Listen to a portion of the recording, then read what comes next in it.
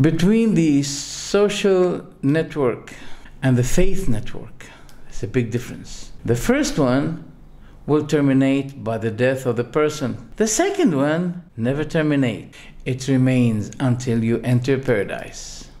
The network between the believers is not only confined on life, but it remains.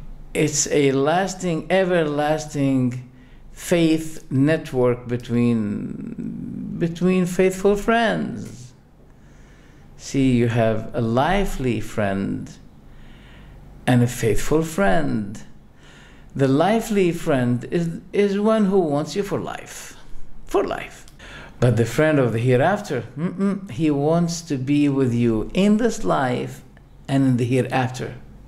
He is so ambitious to gain you in paradise. This is the good, righteous friend. The righteous friend keeps investigating about you. How? If you died and he knew you in life, he'll be waiting for you, that your spirit will be gathered with his spirit. Is that true? Yes. And at the day of judgment, if he enters paradise, Allah will let him remember you if you are in hell. God forbid. God forbid. If you're, you may be a faithful person, but at the same time you committed adultery, you have taken pounds from here, dollars from there, mistakenly or deliberately, or your soul became weak in certain circumstances, certain sins. You've been watching something nasty, but you're still a believer. You committed adultery, you're still a believer. Even if you're gay, for example, you say, well, that's my problem, and I admit it. You're not disbeliever, you're still a believer, okay?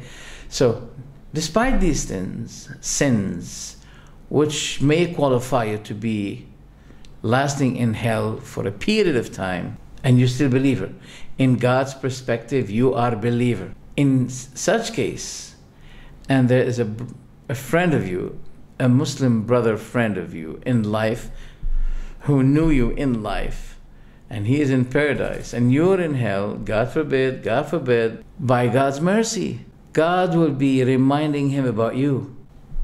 Then you'll be arguing with God. He'll be arguing with God for your favor. Just like a partner arguing with his partner. That's what the Prophet said. This is what the Prophet said, that the believer in paradise, when he remembers his good Muslim brother who was with him in life, and he doesn't find him in paradise, then he'll be asking Allah about his Muslim brother. And if he knew that he's in hell, he'll be arguing with Allah about him. Arguing with Allah about him. Saying, oh Allah, brothers of us who used to be among us in life, fasting with us, praying with us, oh Allah, they may be in hell. Then Allah will be saying, go to hell and take out from hell whomever you knew. They'll be going to them, trying to verify them. They will verify them. How come? But they are in the furnace of hell. Yes, it is true. But there are things of the believer that hell will not touch. Number one, his images will remain. So that's how they'll be verifying them. Second, the spots of prostration of the Muslim will not be touched by hell, even if he is in hell, for the value of prostrating. For the value of prostrating. For the value of prostrating. Do you know what it means, prostrating to God? It is the utmost highness and pride, and the closest to God when you are the lowest on earth.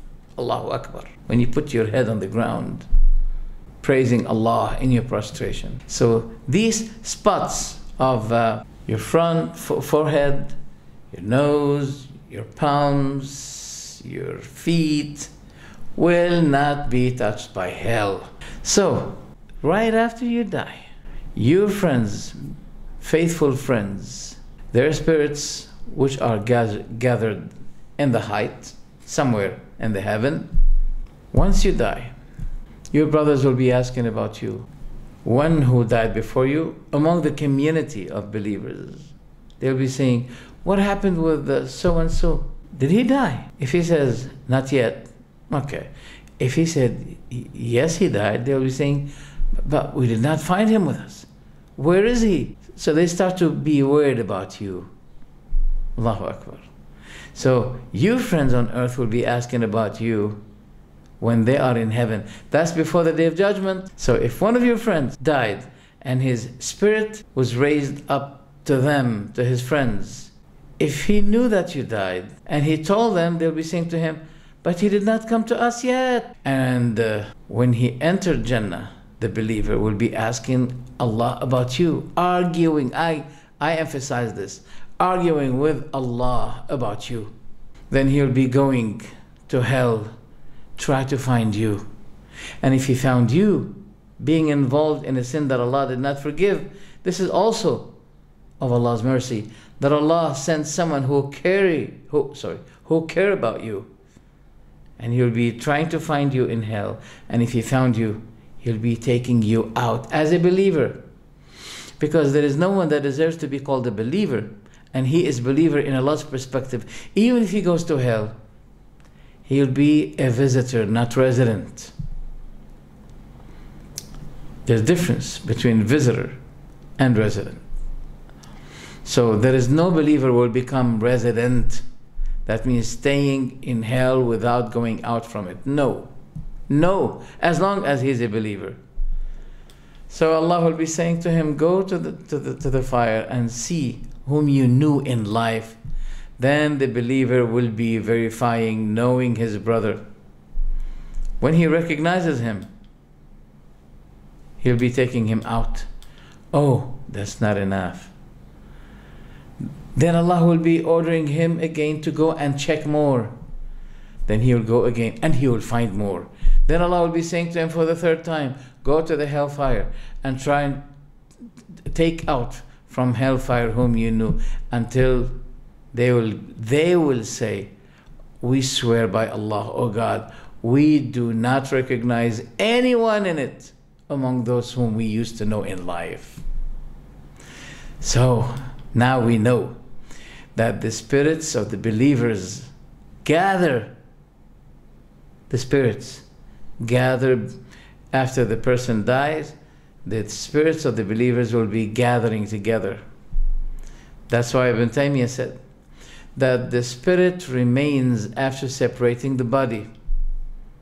Unlike what misleaders of misguidance or leaders of misguidance claim, philosophers, etc.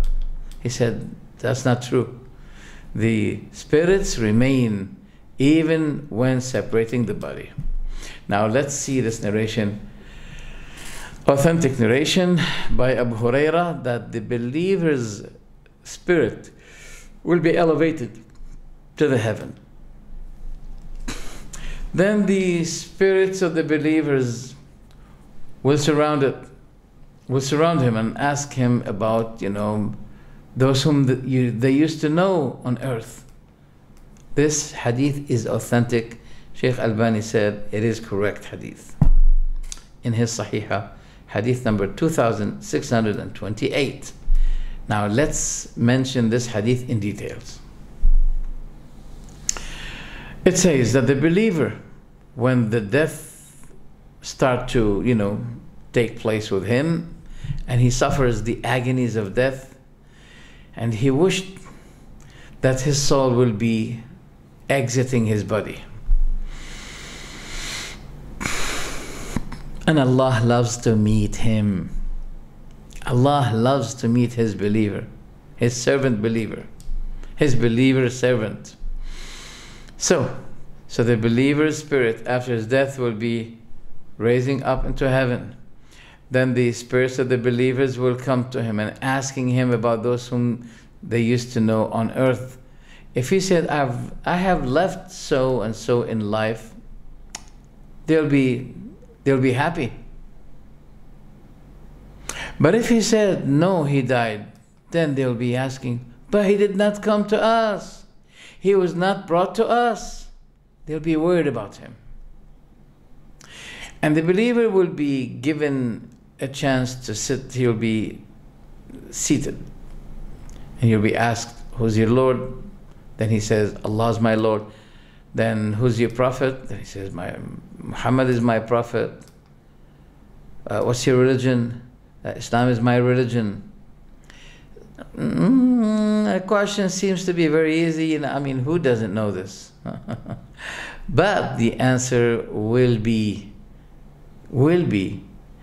given by the believer due to his practicing of these questions. That means a person who used not to be submissive to Allah, when he'll be asked, what was your religion? He'll be shackled from saying, Islam is my religion, because Islam means submission, and he was not submissive. Who's your prophet?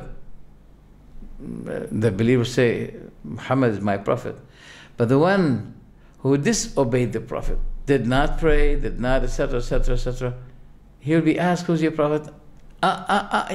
He was about to say it, but he was shackled deliberately because he did not practice it. Then it will be said to him, look at your seat. So he'll be seen, his grave, as if it's been moments in the grave. Moments in the grave. But if he was an enemy of Allah, then the death will be surrounding him.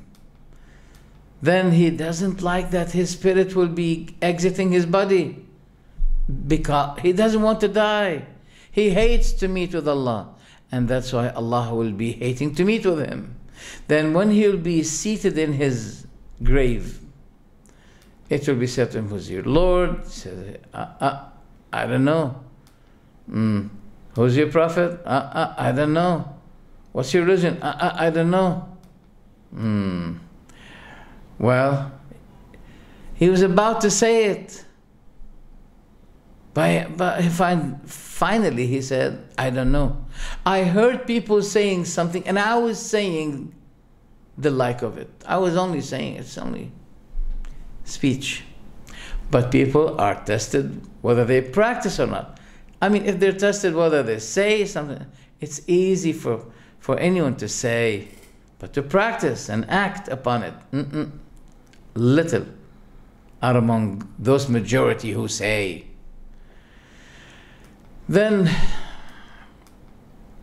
it will be said to him, sleep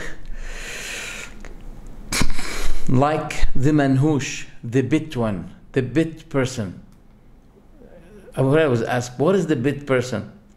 He said, he's bit by scorpions, by snakes, etc., etc.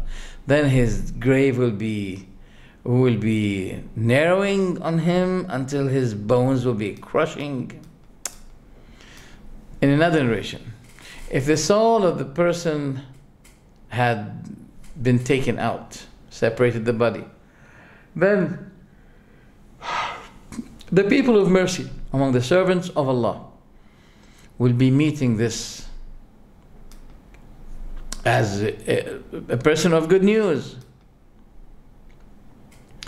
So, right after he died, and they meet with his spirit, they ask one another to give him break.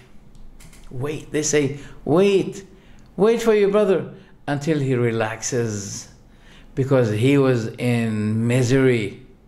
Just give him a chance. Now he's taking break. Now he's recovering. Now he's healing. Then they come to him and keep asking him, what about so and so person? What about that one? What about this? Then he says, yes, that person is still alive. Then they're happy. If he said to them, no, but this person died, they say, he died? But inna lillahi wa inna ilayhi raji'un, to Allah we belong, and to him is our return. Oh my God, he did not come to us. That means he's in hell.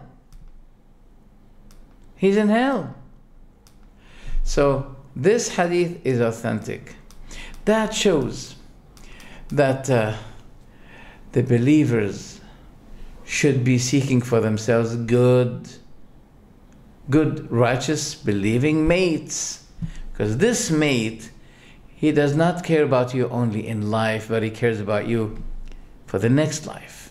You will find him. You will find him for you.